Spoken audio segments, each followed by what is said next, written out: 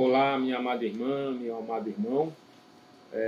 Hoje nós vamos conversar sobre o capítulo 3 de nossa revista, da nossa EBD, tá? Que tem a temática Quem escreveu a Bíblia. Na verdade, o tema é uma pergunta, né, que nós tentaremos responder ao longo do estudo desta lição. Tá?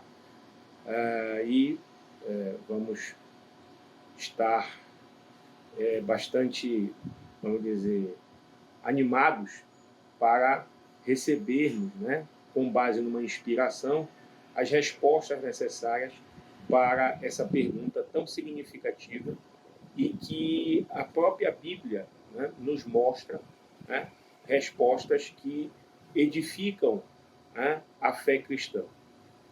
Quem escreveu a Bíblia? É muito comum, em nosso meio cristão, atribuirmos à Bíblia Sagrada a expressão Palavra de Deus. Mas será que nós temos a exata noção, o alcance do significado à luz do que as próprias Escrituras revelam sobre a Palavra de Deus? Em primeiro lugar, nós temos que entender que a Bíblia ela não se trata de um livro científico produzido pelo conhecimento humano, dentro de uma lógica de racionalidade humana. E por isso, né, por não se tratar de um livro científico, a Bíblia não pode ser objeto de contestações e discordâncias por nossa parte. Já que é algo que é de extrema importância nós entendermos que a palavra de Deus, o significado de Bíblia, né, é Deus fazendo a revelação direta, proclamada e documentada por meio de pessoas escolhidas que foram inspiradas por Ele mesmo para registrar, documentar as suas revelações, as suas verdades, a sua própria essência, aquilo que Deus significa. Então, Ele mesmo, o nosso Senhor Deus, se revela por meio das Escrituras e usa pessoas escolhidas, preparadas pelo Espírito Santo de Deus, para que essas pessoas sejam instrumentos desta revelação, por meio da chamada inspiração. Nós somos inspirados pelo Espírito Santo de Deus. As pessoas que escreveram a Bíblia, que contribuíram para a sua construção, podemos dizer assim, né, a sua escrita, né, elas receberam revelação direta de Deus. Tá? Para que possamos hoje fortificarmos e exercermos a nossa fé. A divina inspiração é a sua natureza. Não temos como duvidar que a Bíblia ela tem uma natureza de inspiração divina. Né? E todo cristão verdadeiro, né, ele não tem nenhuma dificuldade em aceitar, né, essa verdade, que a palavra de Deus é uma inspiração divina. O que não quer dizer, meus irmãos, que não existam algumas questões que despertem curiosidades e que devemos e podemos pesquisar à luz da palavra, da Bíblia, das Escrituras e buscarmos essas respostas para satisfazer essa necessidade que temos de alcançar, né, um conhecimento com base em curiosidades, né, que a própria palavra, né, deixa, né, e provoca em nós que lemos e que procuramos estudar a palavra de Deus. Então, por exemplo, né, curiosidades, eu destaco duas, né, curiosidades que isso não se trata de nenhuma afronta a Deus, nenhum pecado, né, nenhuma rebeldia, né? São curiosidades que nós, como cristãos, né, buscamos, né, conhecer e buscamos respostas, né, a essas meras curiosidades. Como, por exemplo, né, a gente se pergunta muitas vezes, quando a gente começa a estudar com mais frequência as escrituras, a gente se pergunta, né, como, por exemplo, os escritores, né, os profetas, aqueles que, né, são considerados autores, né, vamos dizer, autores de capítulos, de textos, né, inspirados por Deus, usados por Deus para revelar a sua própria natureza, as suas verdades, a sua essência. E aí a gente se pergunta, como é que esses escritores, essas pessoas, elas discerniam o que escrever? Né? Ou uma outra curiosidade também que a gente é natural a gente se perguntar, né?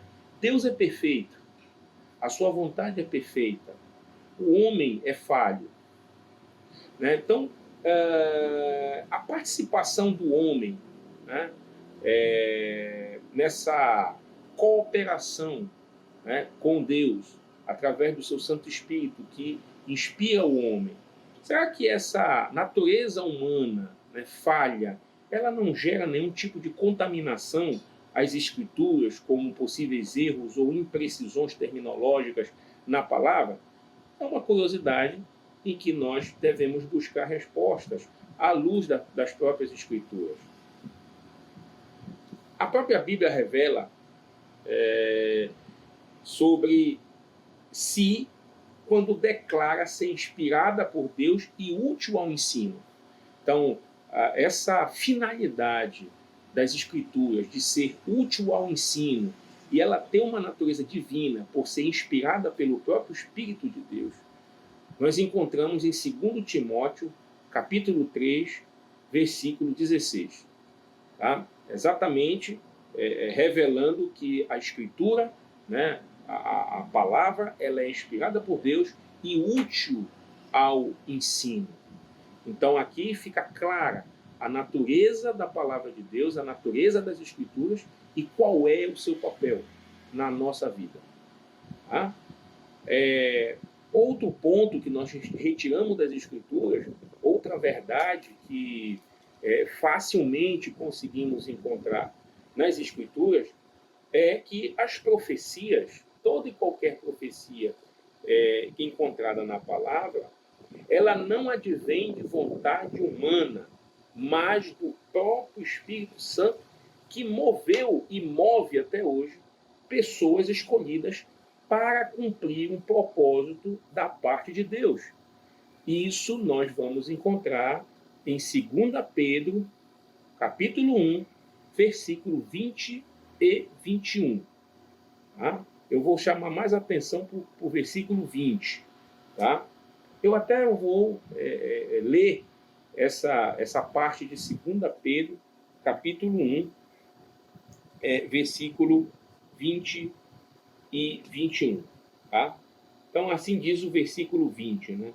Sabendo primeiramente isto, que nenhuma profecia da Escritura provém de particular elucidação.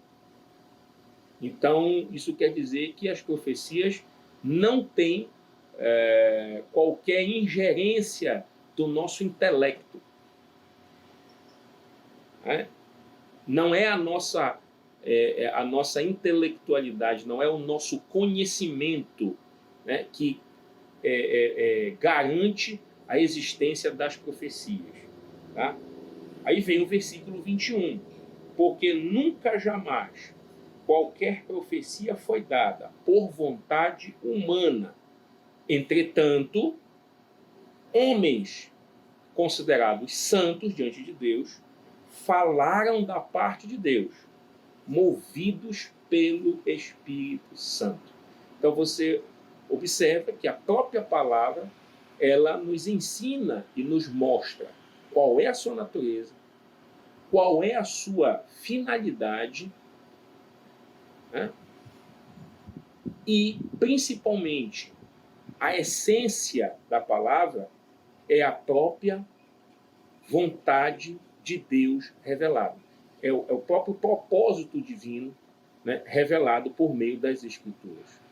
É como se Deus fizesse se conhecer por meio das Escrituras, por meio da sua palavra. Né? E mais lá na frente nós vamos ver que no Novo Testamento, né, a partir de Jesus, a partir do ministério de Jesus, você viu que o Verbo esteve entre nós. Né? O Verbo que se fez carne habitou, né, entre nós. Né? Como homem, Jesus Cristo, homem. E continua habitando em nós. Mesmo depois da sua morte, ressurreição e subida aos céus. Né? Ele mesmo disse que eu estarei convosco até a consumação dos séculos.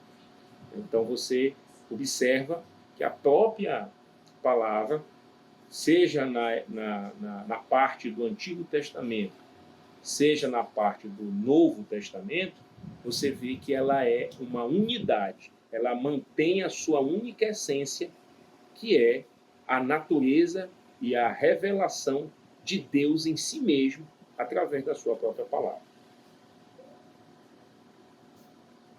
Jesus, por sua vez, revelou, e ele confirmou isso, falando que o Antigo Testamento se tratava da palavra inspirada por Deus, e que ele mesmo, o próprio Cristo, era a revelação de Deus.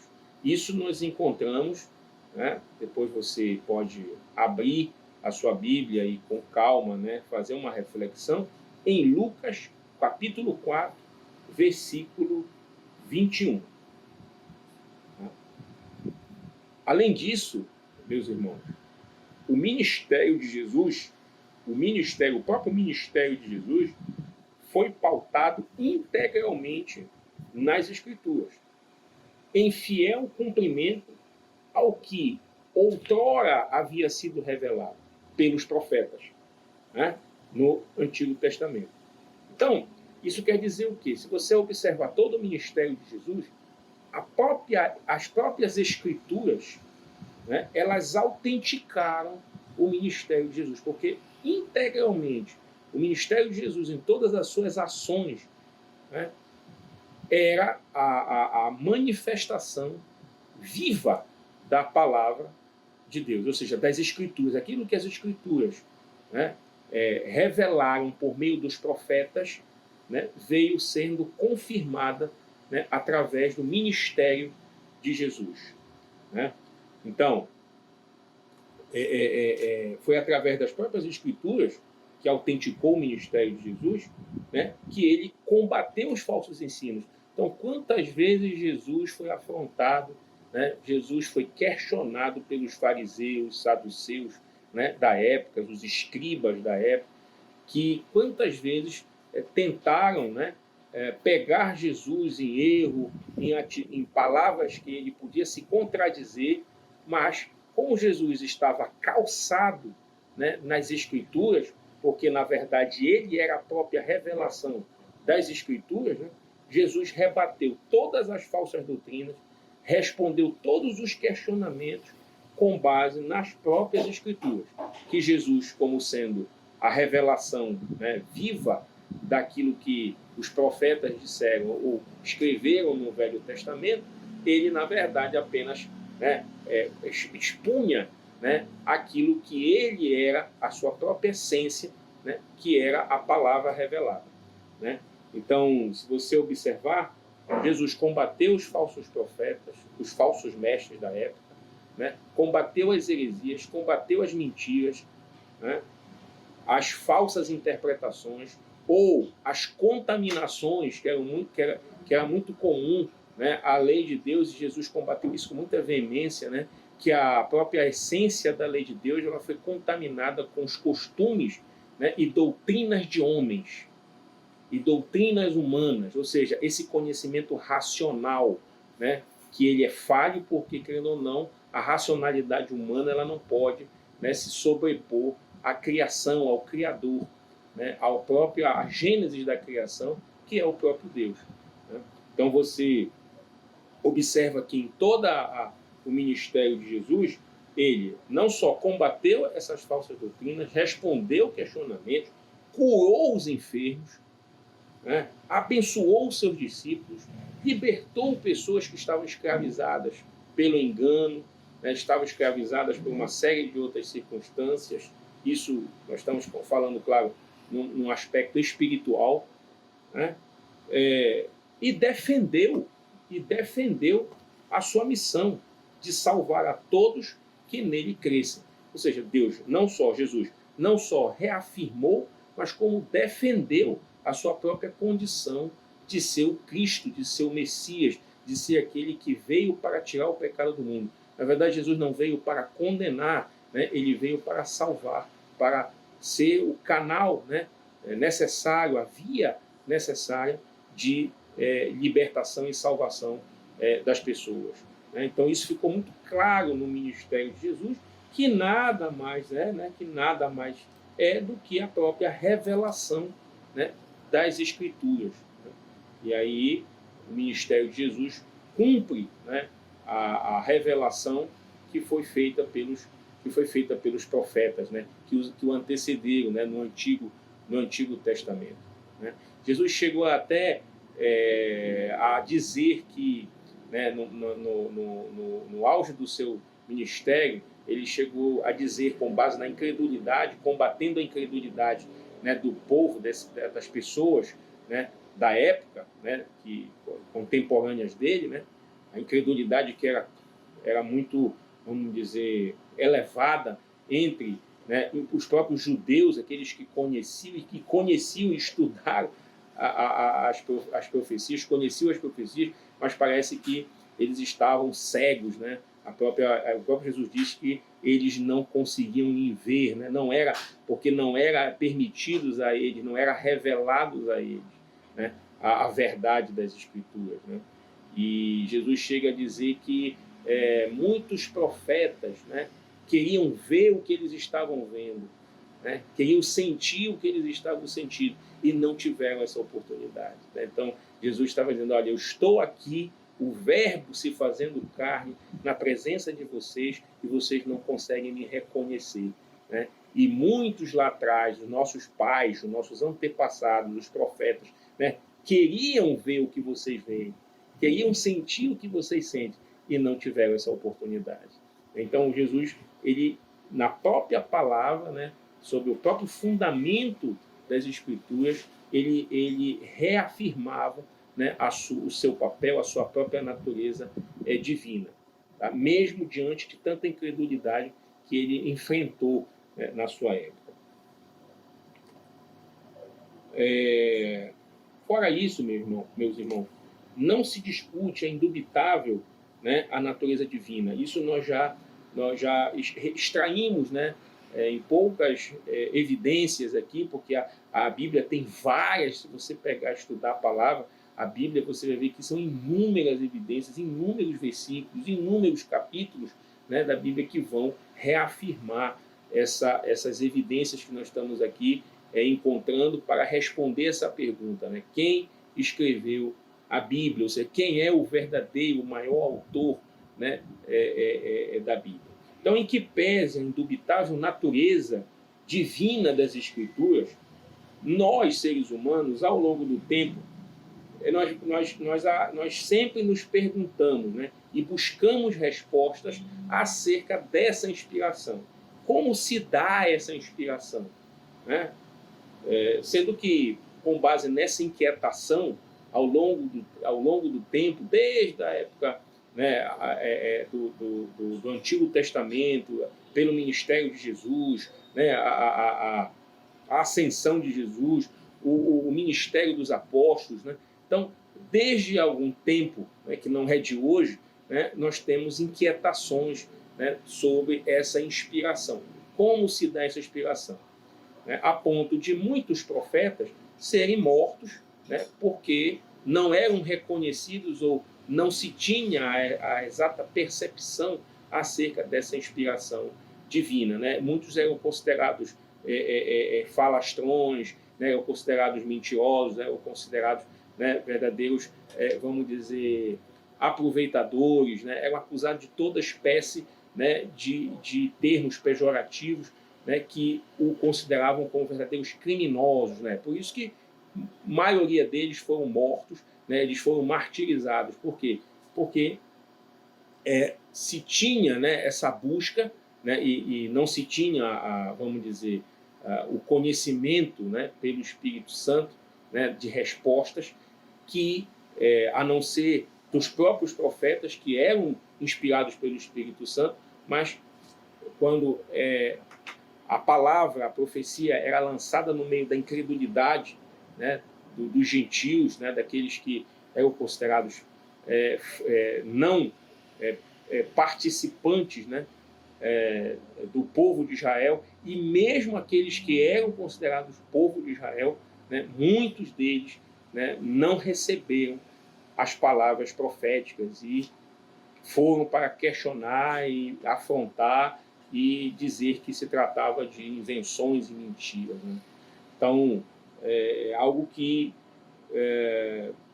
ao longo do tempo, essa inquietação ela veio fazer com que, hoje, por exemplo, na atualidade, nós podemos dizer que existem teorias, né, que tentam explicar, né, como é o processo, como se dá, explicar esse, vou colocar entre aspas, esse processo de inspiração, né, de Deus para com os homens, né, do Espírito Santo para com os homens, para que a partir de então pudessem, né, as escrituras serem produzidas, né? Então são perguntas que tentam responder por meio de teorias. E aí o próprio estudo, né, ele traz 3 teorias. Ele, dentre as teorias, não são só 3, dentre as diversas teorias, né, o estudo que nós estamos nos debruçando, ele destaca 3 teorias, e essas 3 teorias eu queria compartilhar com vocês e procurar, né, elucidar um pouquinho, né, para que possamos compreender um pouco melhor essa questão da inspiração. Porque, na verdade, a inspiração vamos dizer, é o princípio fundamental, né, da essência, né, da própria natureza das Escrituras, né, da Bíblia, né? Então, a Bíblia é uma inspiração divina. Okay? A primeira teoria, né, é a chamada teoria do ditado. Né, a teoria do ditado. Então, resumidamente, para essa teoria, né, os profetas, todos aqueles que escreveram, né, vamos dizer, os livros da Bíblia, não só no Antigo Testamento, mas até no Novo Testamento, Lucas, Marcos, Mateus, né, João, Pedro, né, e etc., eles seriam como, por essa teoria, máquinas de escrever. Né? Então, Deus usava essas pessoas apenas como instrumentos, objetos, e que elas deveriam apenas reproduzir exatamente como se um ditado fosse, né, literalmente cada palavra que Deus estava ali anunciando para essas pessoas. Então, para essa teoria, não se considerava, né, a formação, a cultura, a personalidade de cada uma dessas pessoas que eram escolhidas, né? Então, era como se fossem robôs, máquinas que é uma espécie que elas entravam em transe, né? E aí elas recebiam direto a mensagem, né, por parte de Deus, e Deus dizendo, coloca isso aqui, escreve isso aqui, ó. Escreve assim, assim, assim, assim, assado, né? E não se considerava, né, as características daquela pessoa, as circunstâncias culturais que envolviam aquela pessoa, a região onde aquela pessoa estava, né, a sua própria personalidade, as suas limitações, né? Então, é como se isso não tivesse qualquer relação ou influência com esse papel revelador da palavra de Deus. Tá? E essa teoria ela é muito facilmente contestada, né, pela própria Escritura, pelas próprias Escrituras. Quando você, né, volta em 2 Pedro, essa própria parte que eu já li com vocês aqui, de 2 Pedro 1:21, né, ela já é suficiente para rechaçar essa teoria, né? Principalmente no versículo 21, porque o versículo 21, né, voltando, vou reler o versículo 21 do capítulo 1 de 2 Pedro. Diz assim, ó, porque nunca jamais qualquer profecia foi dada por vontade humana. Ok, a natureza divina. Tá? Entretanto, homens santos, homens, falaram da parte de Deus, movidos pelo Espírito Santo. Então, o que quer significar isso aqui? Que o homem, né, esses homens, essas pessoas escolhidas, elas foram e agiram, né, por si, conforme as suas próprias limitações, dentro de suas próprias características, da forma de falar, né, dentro de um ambiente cultural em que elas estavam inseridas, elas falaram. Elas falaram. Não foi Deus que, vamos dizer assim, falou diretamente. Elas falaram. Agora, tudo o que elas falaram, a própria palavra que está dizendo, foram inspiradas e movidos pelo Espírito Santo. Então, se não for por essa inspiração, nós não fazemos nada para Deus. Então, tudo que nós fazemos para Deus, né, se não for por meio do Espírito Santo, da inspiração, né, do próprio Espírito de Deus, nós estamos fazendo, né, para nós mesmos. Nós não estamos fazendo para Deus. Né? E isso você vê muito comumente, né, numa pregação hoje em dia. Né? O homem de Deus que sobe ao altar, ao púlpito, para pregar o Evangelho. Né? Você consegue perceber, né, a diferença, né, de um homem que está na dependência de Deus naquele altar, pregando o Evangelho, e um homem que está confiando apenas no seu conhecimento e na sua razão. Né? É diferente, meus irmãos. A gente consegue sentir a diferença. Né? É como a gente costuma, né, a identificar e até expressar da seguinte maneira: poxa, essa palavra desse pastor, desse irmão que subiu ao altar, ele está cheio de unção. Mas é a forma que a gente tem de identificar, né, que ele está inspirado por Deus. O Espírito Santo de Deus está conduzindo aquele agir, aquele pregar, aquele anunciar, né, do Evangelho. Então, é como se aquela palavra fosse cheia do Espírito. Mas você percebe que ele está falando da forma que ele fala. Ele está sendo ele está usando a sua própria linguagem, né, as suas próprias, vamos dizer, as suas próprias habilidades, né, para que ele possa ali ser um canal de bênção, um instrumento de Deus na vida de pessoas. Então, você observa que não é um simples ditado, não é um transe em que ele lá vai estar sendo apenas um reprodutor direto, né, do que Deus está falando para ele. Não, Deus fala para ele e ele transmite da sua forma, da sua maneira, obedecendo às suas próprias características, à sua própria fala, do jeito que ele fala, ele transfere, né, essa mensagem de Deus para as pessoas. Então, é algo que Deus é tão maravilhoso que ele nos usa, né, mas ele acaba preservando, né, o nosso ser. Né? Então, ele não nos anula completamente. Na verdade, ele nos usa em cooperação. Então, o autor é dele, né? A palavra é dele, a inspiração é dele. Sem ele, nós não podemos fazer nada. Mas nós fazemos, é nós que fazemos. Não é ele que faz, é nós que fazemos, com base numa inspiração divina, ou seja, com base na sua própria verdade. Mas nós que estamos falando. Então, nós que estamos pregando, nós que estamos anunciando. Não é à toa, por exemplo, que o que explicar, né, do primeiro sermão de Pedro, depois de convertido, depois que Jesus sobe aos céus, né, e em Pentecoste, né, o Espírito Santo desce, né, e toma conta dos apóstolos, né, E a partir daí começa o ministério apostólico. Né? Então, Pedro, quem era Pedro? Pedro era um homem limitado, era um pescador. Podemos dizer que Pedro era um analfabeto, né? Não sabia, mal sabia falar, se expressar. É um homem tosco, né? É um homem bruto, né? de dores, de sofrimento, né? Pela sua própria condição de pescador. Né? O como explicar? Pedro não deixou de ser Pedro, porque passou a ser inspirado pelo Espírito Santo, passou a ter poder no Espírito Santo de Deus. Pedro continuou sendo Pedro. Pedro continuou, né, com as suas limitações. Ele continuava sendo, né, um pescador. Ele não recebeu um doutoramento, um pós-doutoramento, né, porque o Espírito Santo, né, passou a tomar conta da vida dele. Mas há uma grande diferença. Né?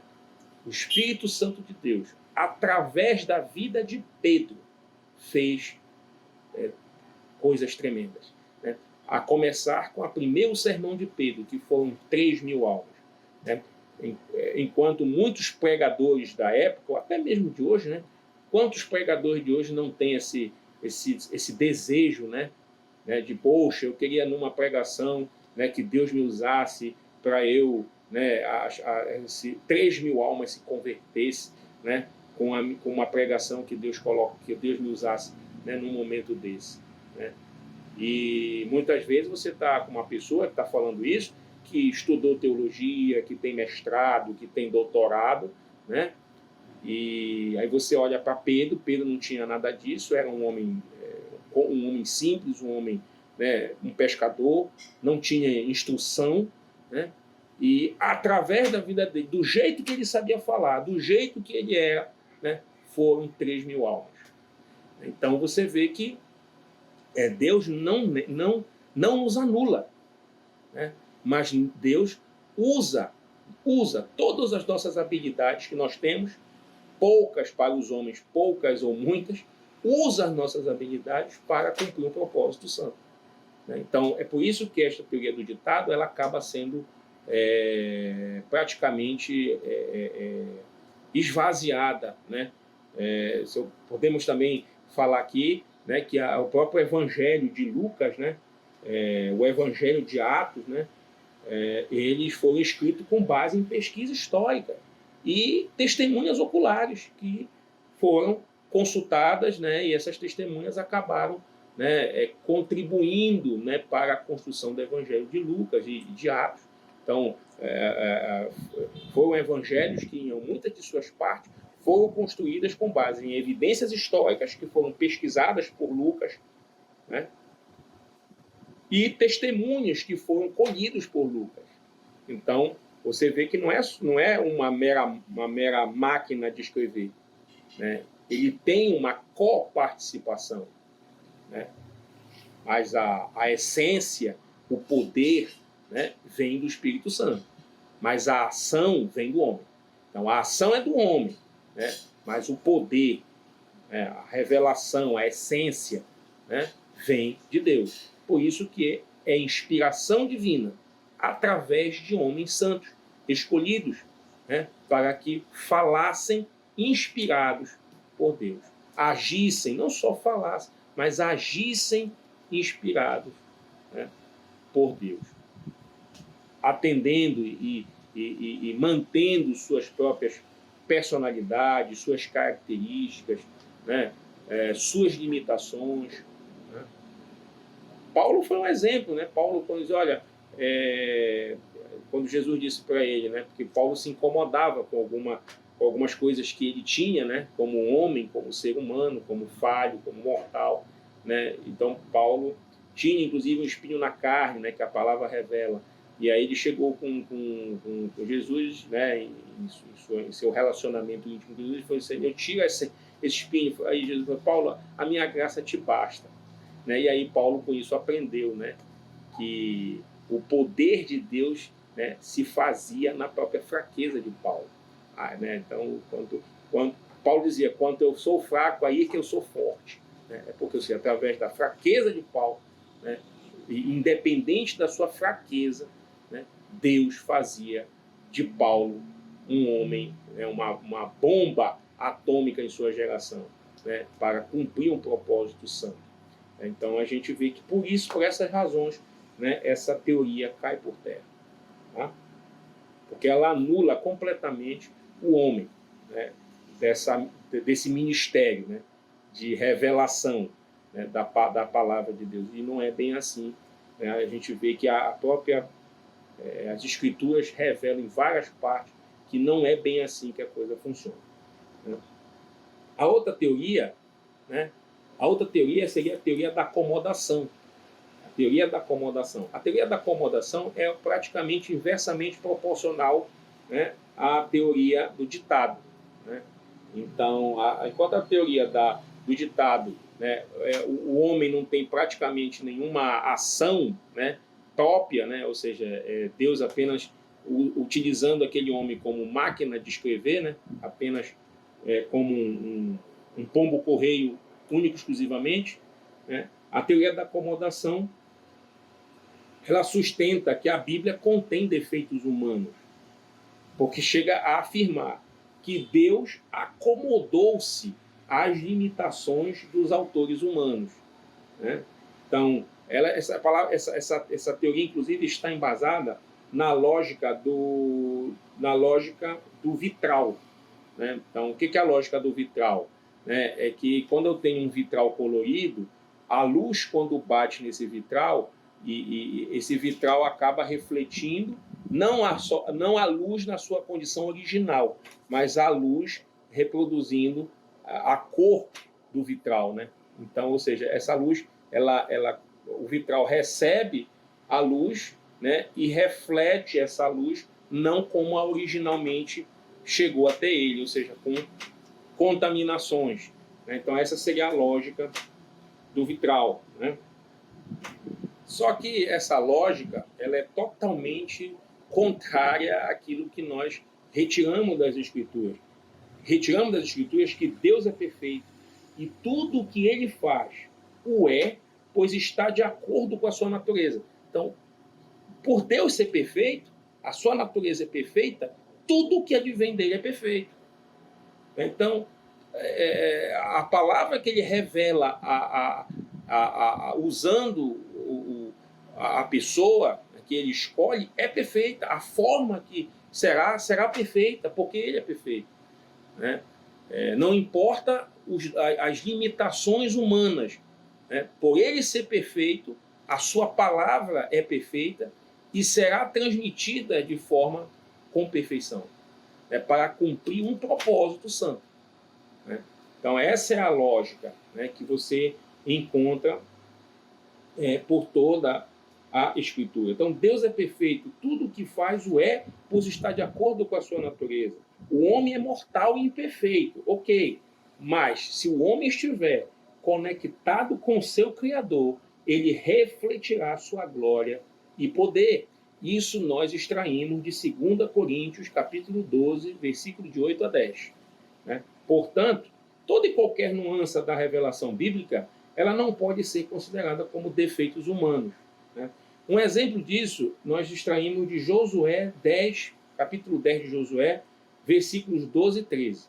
Então, lá, o que é que se extrai, né? E a gente tira a grande lição daí. Existe lá, né, uma imprecisão científica. Então, os críticos, essas pessoas que leem a Bíblia para criticar, para contestar, né, eles se pegam muito nessa parte de Josué, capítulo 10, versículos 12 e 13, que quando Josué ele orou para que o sol e a lua parassem. Então, nessa parte de Josué, quando Josué ora para que o sol e a lua parassem. Mas o sol e a lua não pararam. Na verdade, a Terra que parou, né? Porque o sistema solar, né, é a Terra que gira, né, em torno do Sol. Né? Então, na verdade, a Terra que parou. Mas lá na Bíblia está dizendo que Josué orou para que o Sol e a lua parassem. Né? Bom, e aí? Então é um erro, né? A palavra de Deus é imperfeita, né? E aí, como é que a gente se sai dessa, né? É simples, né?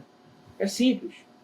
Isso não altera a perfeição das Escrituras. Pelo contrário, reafirma o poder do Criador, ativado pela oração fervorosa. Então, a intenção, aí nós temos que buscar, né, qual é o sentido dessa palavra. O sentido dessa palavra é mostrar o poder de Deus. Né? Mostrar o poder de Deus. Que independentemente, porque na época não se tinha esse conhecimento ainda, não foi revelado ao homem esse conhecimento que existe o sistema solar, né, e que a Terra é que gira em torno do Sol, não o contrário. Né? Então não se tinha esse conhecimento na época. Então quando foi escrito, né, essa parte de Josué, foi escrito com base num conhecimento da época que não se tinha. Mas não era a essência, né,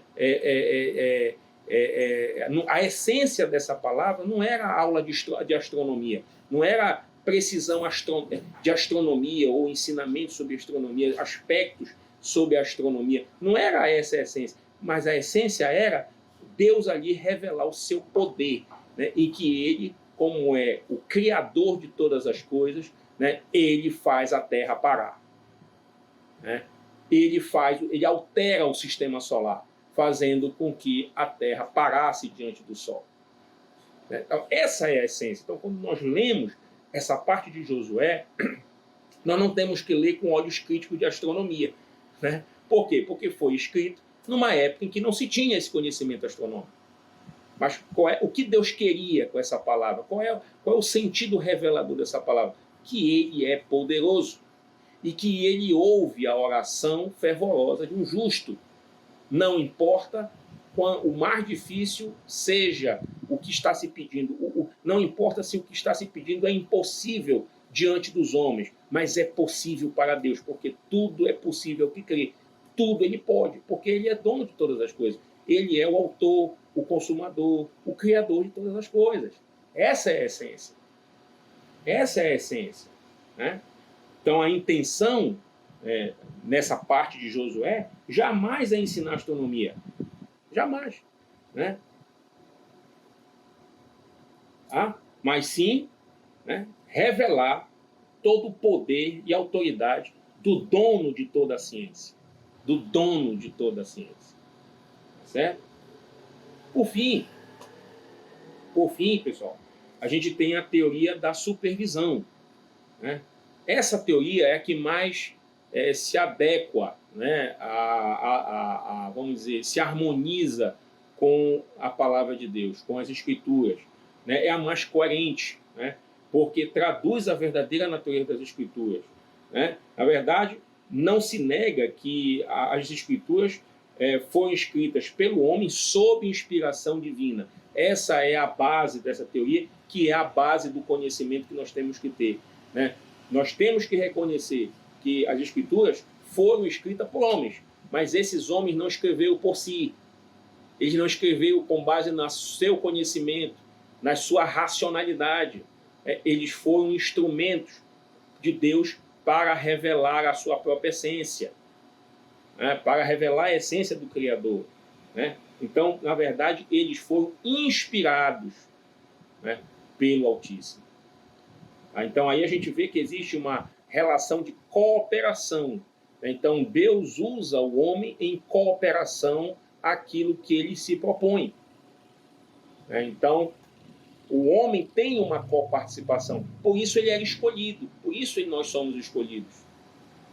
Por isso nós somos escolhidos. Não é à toa que a própria Escritura diz: muitos são chamados, alguns escolhidos, poucos escolhidos. Porque nós somos escolhidos para fazer a vontade de Deus, para sermos instrumento nas mãos de Deus, para revelarmos a sua vontade.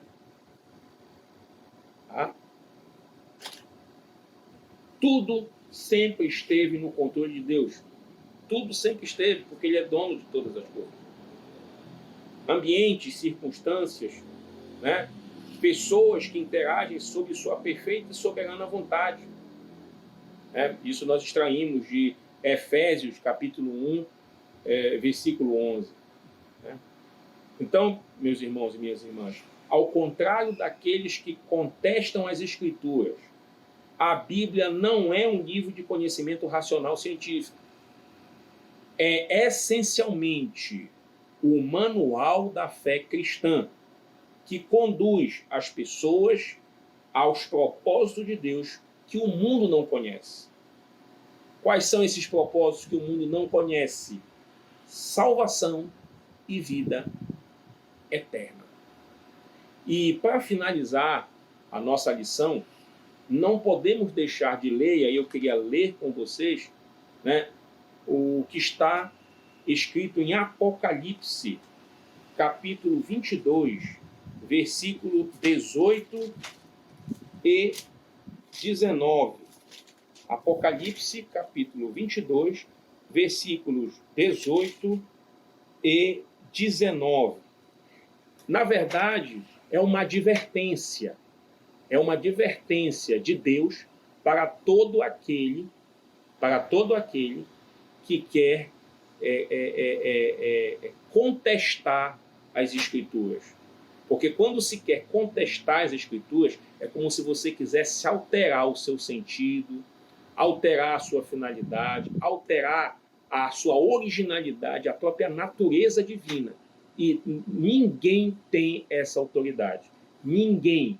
E todo aquele que ousar em fazê-lo sofrerá consequências terríveis. Então, isso deve servir para nós cristãos como advertência, né?